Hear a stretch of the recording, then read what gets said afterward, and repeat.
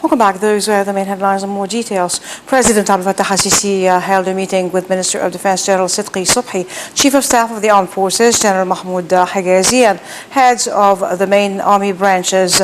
The meeting covered efforts to combat terrorism in Sinai and the ongoing military operations. During the meeting, the President praised the armed forces' efforts to fight terrorism and their sacrifices to secure the nation. The meeting also covered the latest regional developments and threats to the security of the Arab countries. In this regard, the President called for vigilance and reaffirmed that Egypt will continue its work to achieve the Arab unity and support other Arab countries in face of challenges and threats to their stability. In their emergency meeting on Wednesday, members of the Journalists Syndicate General Assembly decided to continue their sit-in till they convene next Tuesday to discuss the crisis over what they said was the breaking in of the premises of the syndicate by security forces to arrest 2 journalists. The meeting also called for the journalists who occupy seats at the parliament to question the government on the crisis.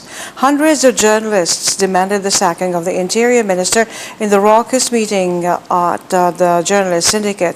Members of the Journalists General Assembly urged the senior writers to write about what they call the storming of the syndicate by security forces.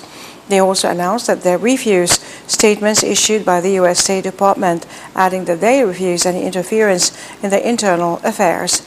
Earlier, the public prosecutor said that procedures followed during the arrest of the 2 journalists inside the Journalists Syndicate premises was in line with law in light of the judicial arrest warrant issued against them. In a statement issued on Tuesday, the prosecution noted that it has the jurisdiction to issue the arrest warrant. The Parliament Media, Culture and Antiquities Committee called on all parties in the Journalist Syndicate and in the government to be wise in dealing with the ongoing crisis related to the arrest of the 2 journalists inside the premises of the syndicate. In its statement, the committee, headed by Osama Heikel, warned against escalation at this critical time for the nation. The committee also called on all parties to abide by law in dealing with the crisis. The statement said that contacts were carried out by the head of the journalist syndicate, Yahya Aqlash, a member of the syndicate's board, as well as Prime Minister Sharif Ismail, in an attempt to contain the crisis. The statement said that Ismail expressed his respect to journalists. He noted that the Ministry of Interior was carrying out an arrest warrant issued by the prosecution.